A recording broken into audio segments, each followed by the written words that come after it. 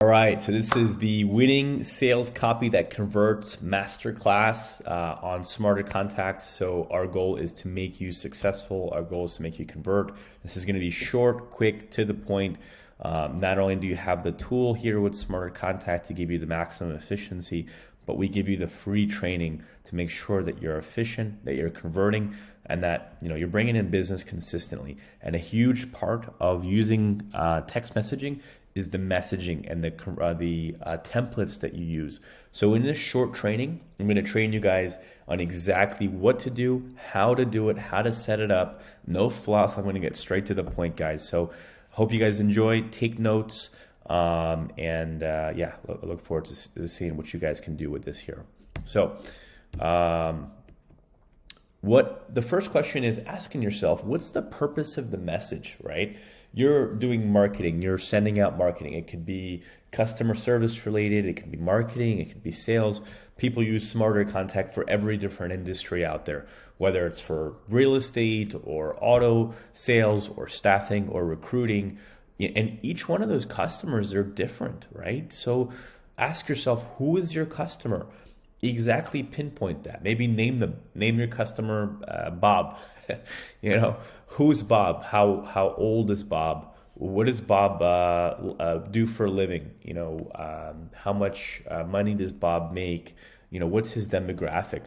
If Bob, for example, is an 18-year-old college kid, or Bob is a 60-year-old retiree or businessman or something, you're going to have a different message, right? Wouldn't you want to send a different message to Bob if he was a completely different person, right? So depending on the age, you want to craft your message. So if it's maybe an older person or a busy professional, a business person, you're going to want to sound a little bit more professional. But if it's a young person, maybe you can come off a little more slangy because they really don't appreciate that kind of messaging. So really clearly answer who your customer is and clearly define it. And the next level is actually naming them. So the next part of it is, what time of day are they receiving your messages? So keep in mind that most of you guys are operating in a local market. So just keep in mind that what's the best time. Statistically, what we found is that most people are busy. For you as an example, as a business owner, in the morning, you got to get things done, right? Maybe you got to take your kids to school. You have to start all the hard things in your day in the first half of your day. So generally, statistically, with marketing, the best messages that convert, the best times that convert are in the afternoon. Also, there's additional statistics that support that later in the week. So usually Monday, Tuesday, you're the most busy, right? I'd say that's probably for most busy people. But throughout the week, as you go later in the week, Wednesday, Thursday, Friday, you start to have more time for just more clear schedule, put it that way. So feel free to market, but if I had to choose as a marketer, I would certainly be choosing later in the afternoon, maybe past 12 o'clock. Like lunch hour is great. And then also in the later parts of the week. Not to say that the early parts isn't going to convert, but there's a small statistical advantage to your advantage there in marketing. So hopefully that helps you. So also keep in mind that if you're doing nationwide marketing, or if you're doing marketing in multiple time zones, keep that in mind. So if you're in the East Coast and you're marketing to some people on the West Coast, there's a 3-hour time difference. So just keep that in mind. So maybe not a good time to send a 10 a.m. message in New York to a customer in California, because it'll be 7 and they'll be pretty pissed at you. So so the next thing is, how would you want to hear your message? Guys, you were being marketed to 24/7 in this day and age, right?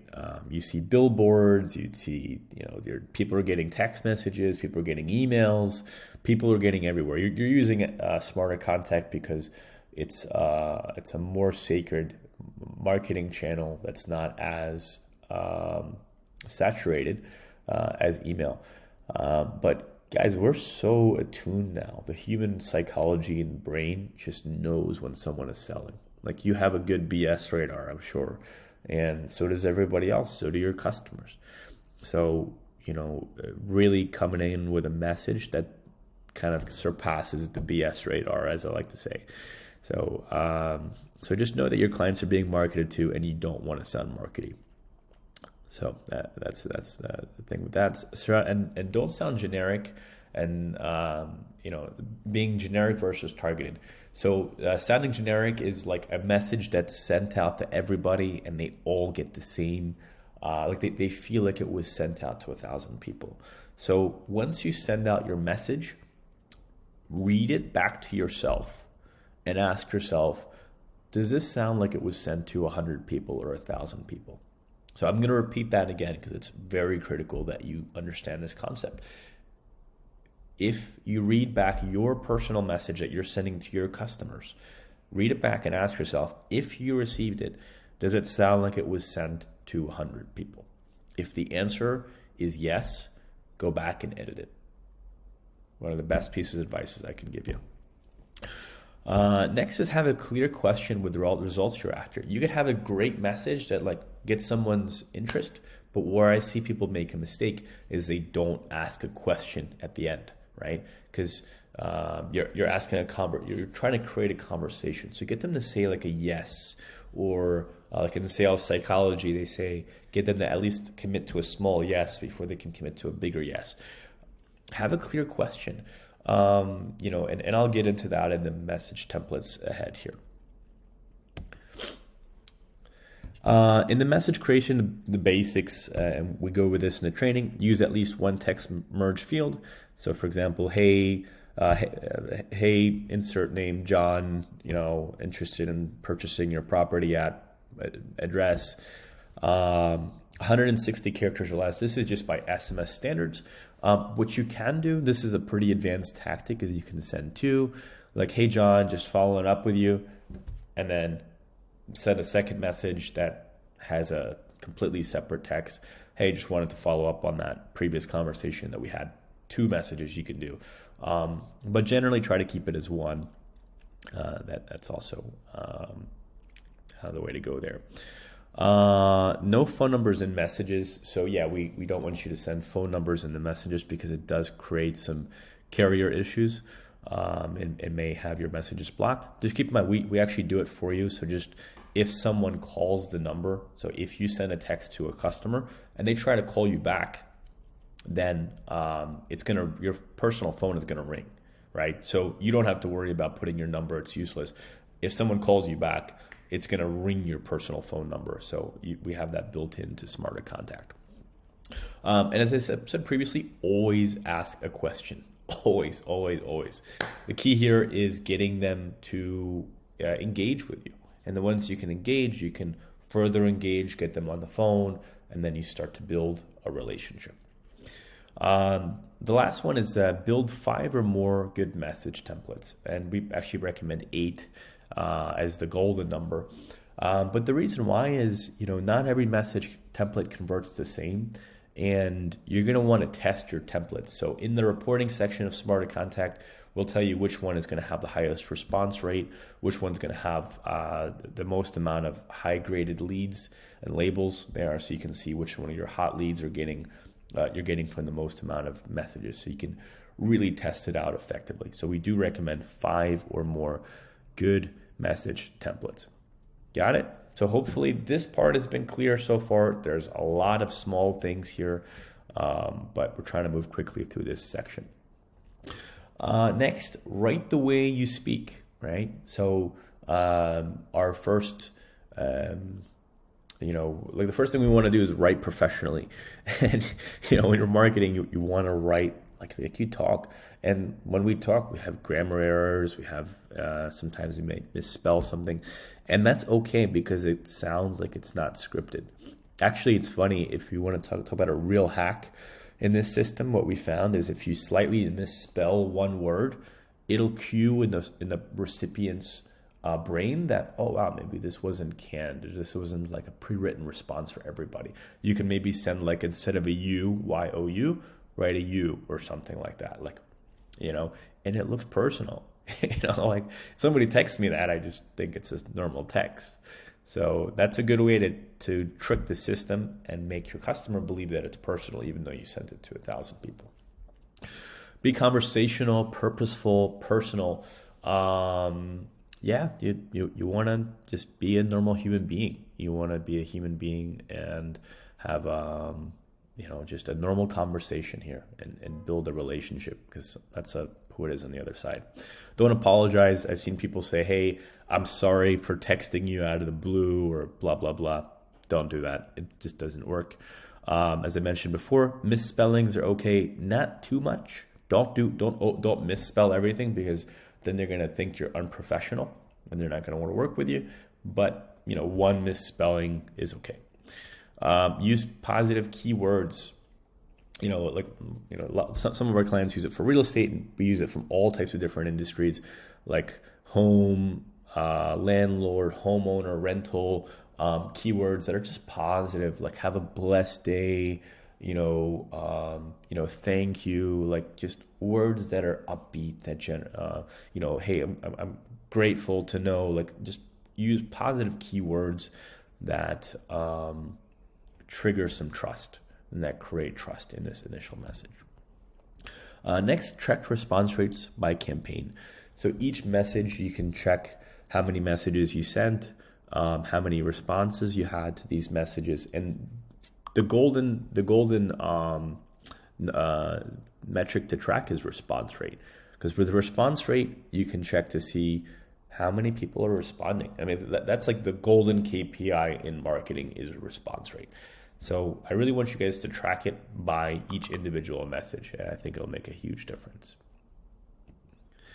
Next is text examples. So for example, we're going to give you some examples of somebody who's using it for real estate. Your place at 123 Main Street is a real estate project I'd love to take on. I actually own a few in that area. If you're free, I can call you after 5 p.m. Adam, with a little smiley face, right? How cool is that, right? Does that pass the test that we talked about earlier of sending it to 1,000 people? Does this sound like you sent it to one person, or does it sound like you sent it to 1,000 people? It says who you are. It says you're professional. I actually own a few in that area, so you're reputable. Also, it says a time. Like this one doesn't necessarily ask a question. You don't have to ask a question in each one. But as I say, I can call you if you're free after 5 p.m. It's so respectful. And then it has a little smiley face. The smiley faces I know just are nice. They make it personal. So that's helpful. Hey, John, happy Wednesday. There's a brand new listing in Bayside, and I thought of you first. Can I send the link? I think you'll like this one. Another example. So this is an example of a gym that's using it. Hey, first name, we have hey, John, we have an opening for today's boxing class at 5 p.m. Want to take the spot? A little boxing glove. Yeah, keep it fun, have fun with this, and you'll really start to build relationships and actually keep people entertained. And actually what we find is the more wild and crazy, and actually it converts a lot better. If you can make people laugh, especially, it definitely is going to make a big difference. Next, hi John, it's David from Car Choice. This is an auto dealership. I know you're on the hunt for a car. I thought I'd personally reach out. If you're free, can I call you after 3 p.m.? Asking a question, nice and clean. Next are some follow-up messages. So for example, here we didn't fill this out, but if you're not close on price, like, hey, this is Adam. Did you ever revisit selling 123 Main Street? We're looking to buy another property in the area. So you have all types of different follow-up messages, and we'll attach those as well. ReEngage, right? So ReEngage. This is if a customer, like you haven't talked to them in a long time, right? Let's say it's been a month and you wanted to follow up. Hey, John, I hope you're having a blessed day. Wanted to follow up to see if you had any changes. Would love to help with, helping you find a car. or even hiya. That's another cool one. Hiya, John. This is Susie. Have you heard of our new fashion wardrobe? Spring is here. I wanted to invite you to check it out. Hey, John, this is Kevin. We spoke about your property at 123 Main Street a few months back. Did you ever get the idea of selling or any more thought? There's a whole bunch of different scripts, but I'm going to go back here to the main principles and make sure just to recap. So remember your customer, right? Have a clear question, right? And don't sound generic.